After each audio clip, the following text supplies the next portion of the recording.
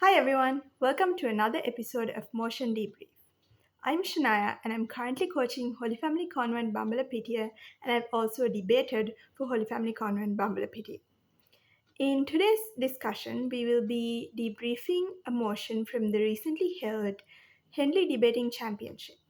The motion reads, this House believes that LGBTQ plus movement should emphasize family values as part of their activism rather than adopting the view that family values do not matter. There's three keywords in this motion that you might need to define on both sides individually, being LGBTQ plus movement, family values, and activism. Explaining these words according to your own stance is going to help you with characterization as well as setup. So for proposition then, the way in which that you need to define these words is first of all, when you explain the movement, what you need to explain is the fact that its purpose is surrounding the fact that they want to gain equal rights, laws, and practices for all LGBTQ people. You also need to mention that this is essentially like a time sensitive issue and you want to get there faster and improve the life quality of these supporters and people who belong to the LGBTQ movement. Secondly, then, on what are family values? Family values can be values learned within and surrounding families. These may look like emphasis on getting married, emphasis on having children, being involved in your child's life, nuclear families, but even being loyal to your spouse. Another set of characterization that you need to give is to say that the movement's entire purpose is not going to shift to the end goal being gaining a family and settling down, but rather will actively fight for the rights and needs incorporating the concept of family values. This is now going to be up to these individuals to choose if they want to pursue this family oriented life or not, and they are welcome to make either of the choices. The first argument then being how LGBTQ plus activism has so far been individualistic. Because so far what we've seen is that things like coming out, artistic expressions, trans rights, and bans for conversion therapy, etc., has been all centered around individualistic motives. But majority of society and law are revolved around community, family, and things like marriage laws, parental rights, adoption rights, taxes, inheritance are all centered around this idea of family values. Um, we nextly you need to explain how these things are going to further remain as barriers for LGBTQ people if they keep continuing to push for these individualistic activism. Secondly, then we want to explain how the things that these LGBTQ plus people don't necessarily have, such as they aren't able to adopt. They have barriers to receiving IVF, but they also have barriers towards marriage and etc. Right? But there's also extended rights, such as visitation rights for spouses, being in prison or hospitals, things like loans, housing schemes, and tax brackets that are catered towards especially for married couples. But now, on proposition, what we will see is that the movement will actively advocate to gain these unique rights that will allow LGBTQ plus people to also excise and encourage anyone who wants to pursue a family. This is unique to side proposition because only on side proposition will we make progress sooner and create long-term policies and frameworks that will enable the movement to create legitimate long-term change. This is also going to be appealing to mainstream values and laws that are already being pushed by politicians and advocates, which is going to broaden the avenues towards change that proposition is able to make. Secondly, we also think it's paving a pathway to enjoy these unique experiences, such as getting married, having children, watching them grow, growing old with your spouse, etc. Another important point is to say that eventually on side proposition we are going to normalize LGBTQ plus families. This is important because on side proposition there's going to be lesser marginalization and discrimination, as it's not going to be an alien concept for the society. Lastly, then, you might need to explain how these things are already in action in liberal countries such as USA, Canada, and France, where we see the legalization of same sex marriage, adopting children, IVF. These are things that are directly related to upholding family values. Then, in opposition, they need to regret all of this progress made in these liberal countries, but also in countries such as Cuba, South Africa, and Taiwan, who also support the legalization of same sex marriage. But in order to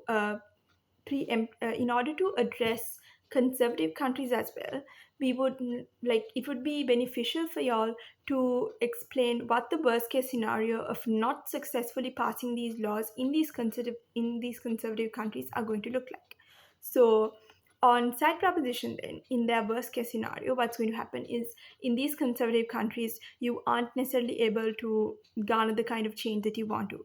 Even then, firstly, you're going to still have a lot of discourse and visibility on these legal and social issues. And secondly, you need to note that this is inherently not like an overnight process, meaning that even if you fail, there's still going to be momentum made for future successes.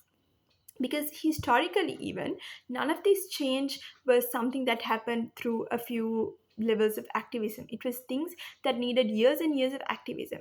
So even if you are going to succeed later, we still think it's beneficial that you're advocating for it today. Lastly, we think that the movement supporting this will signal to other interested parties to also advocate for this, such as politicians, NGOs, and other activists, even in these conservative countries, because you still have a direct incentive to do so, as family values are important in any aspect of your life. A second argument then would be about how humans inherently crave companionship, things such as beyond dating and friendships.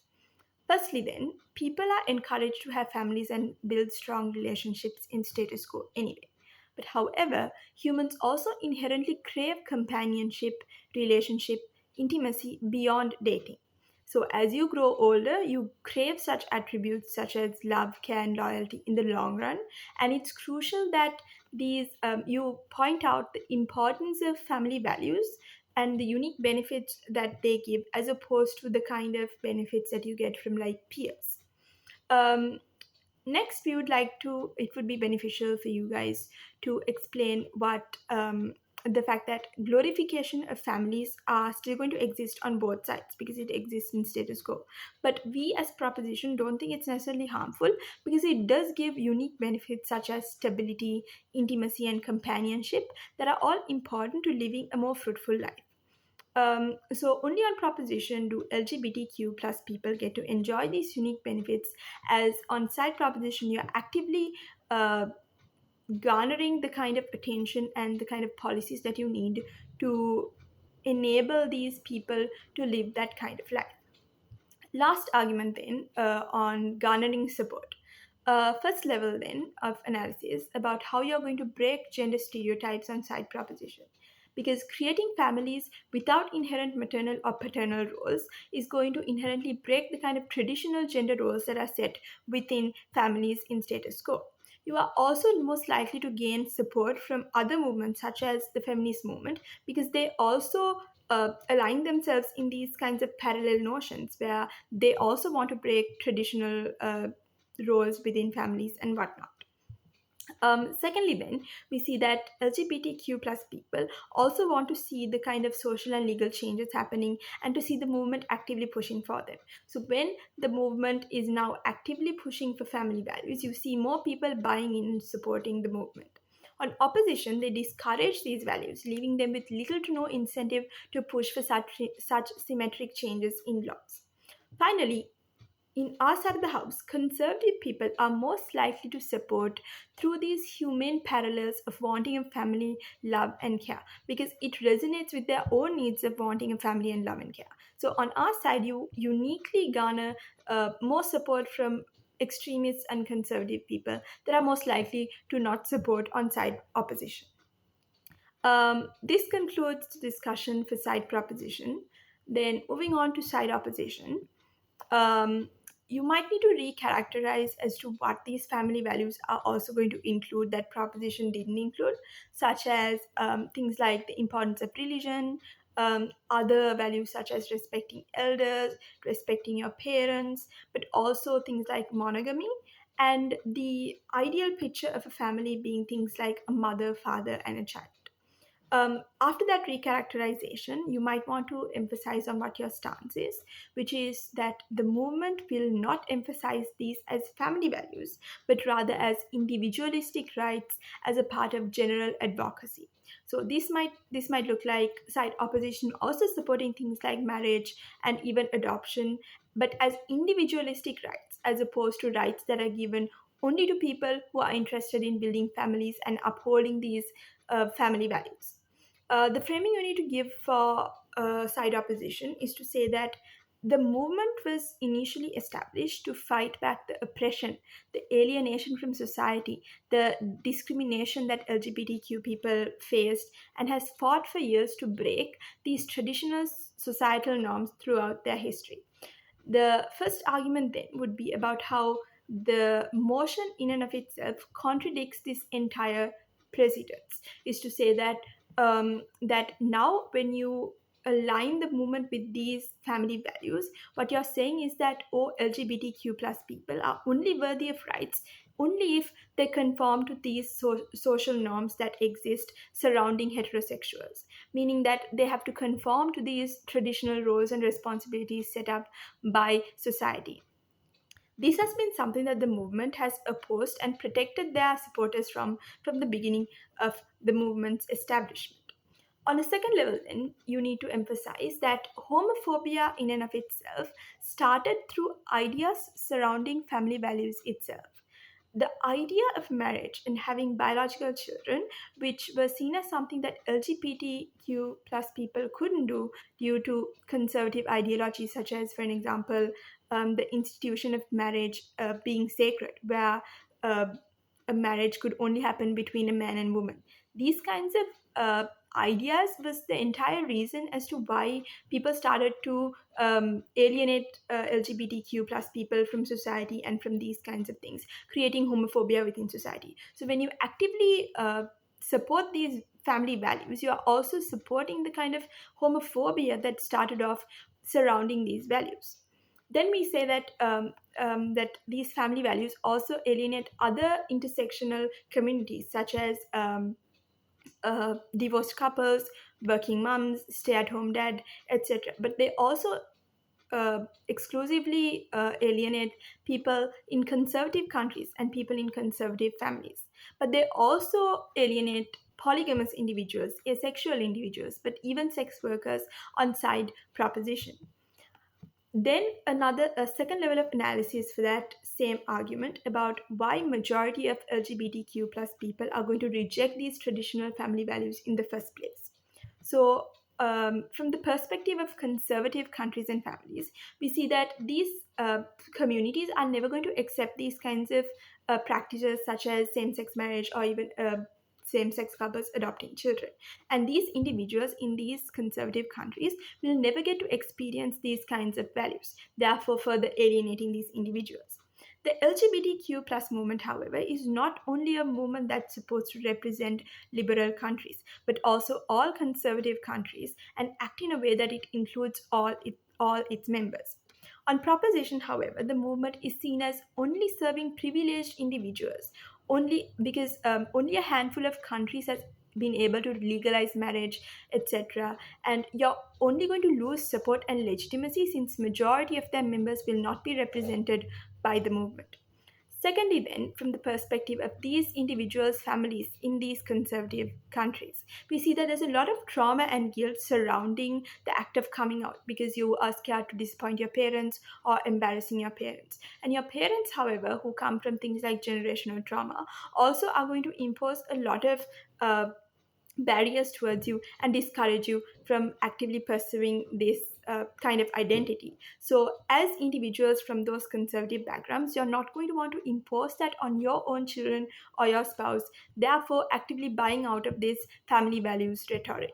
Secondly, then we also see that family values integrate religion into it because their own families, for an example, having high religious backgrounds, may have acted as a barrier as many religious as many religions oppose LGBTQ plus movements in and of itself. Next, we also see that these individuals probably went through a lot of hate through conservative family members and etc. So overall, we think the movement is supposed to empathize with these individuals and stop glorifying families and parental roles, as opposed to actively partnering up with these family values and pushing that notion further from these from activism. Lastly, we tell you that even if side proposition is successful, that there's only a limited amount of opportunities that exist for these people, because through lots of structural barriers that already exist, we see that there's still going to be things like longer processes for adoption for these LGBTQ plus people, strict background checks, but also the fact that things like IVF is very expensive and it's a long process that not everyone can afford.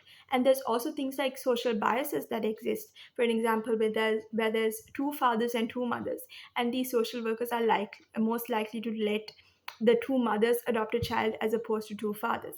These kinds of structural barriers make it unattainable or like a fever dream to most underprivileged LGBTQ plus individuals. So ultimately, all these impacts that we've proved to you, saying that these supporters are less likely to buy into the movement, as the point at which that you are actively contradicting the movement stance, but also uh, alienating so many individuals from the movement, you are ultimately failing as a movement to protect your own most vulnerable individuals. Second argument then on advocacy.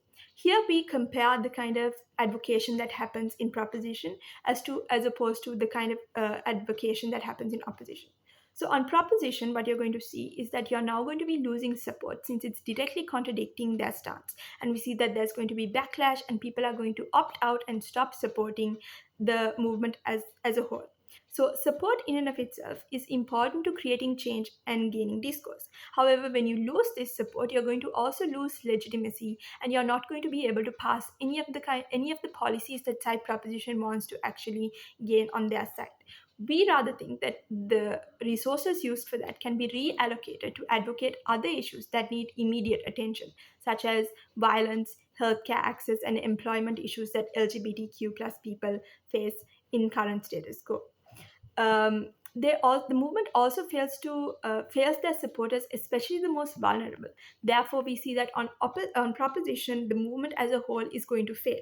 But however, on opposition, our stance is that we support marriage and adoption as individualistic rights, as opposed to rights that are given only to people interested in building families and upholding these family values. The distinction is that we don't emphasize the idea on opposition that you need to have a family, but rather we support the same as individualistic rights centered around personal choice and individual freedom of these supporters. On opposition, then, we advocate for the right to marry or adopt, regardless of having the idea to form large families. And on opposition, we don't emphasize the normal nuclear family structure and is inclusive towards all parties neglected on proposition. Um, in proposition further, we see that people who don't fit into these conventional family structures are going to be alienated. But on opposition, you are also going to protect these people who don't fit into these conventional structures and are encouraged from building these structures for further advocacy. Lastly, we see that the LGBTQ plus movement is inherently a diverse movement with diverse needs. And only on proposition do we embrace these intersectionalities and allow the individuals to embrace these configurations as a whole, and also obtain the kind of needs that they personally want, as opposed to upholding these heterosexual values that are so prominent on side proposition. The third and final argument for opposition is going to be on societal pressure that is now created. Because on proposition, you are now actively pushing people to get married or have children. Because the movement might now be seen as overemphasizing marriage as an end goal. So this might force individuals who even never intended to marry to opt into this. And they're also going to start to compare themselves with their peers, be heterosexual or not now. And you're going to start to think that you are behind in life or lagging behind if you are not able to get married or have children after these policies pass. Now you think that, okay, you are left out, so now you're going to prematurely enter into marriage or be coerced into marriage, leading to unhappy marriages or unsuccessful marriages on proposition. People like polygamous individuals, asexual individuals are also going to be alienated, leading to further exclusion of people from the movement. Now, people who do enter marriage on side proposition are also going to be pressured to have children or adopt children, because now you're going to be seen, now this is going to become the social standard or like the expectation of LGBTQ people, just like it is for heterosexual people. Due to these harms, we see that the pressure that you put into these individuals are now going to uh, counter the kind of benefits that side proposition is trying to achieve at the point at which that you are failing the movement and its people as a whole. This concludes the video for this episode. Thank you for watching.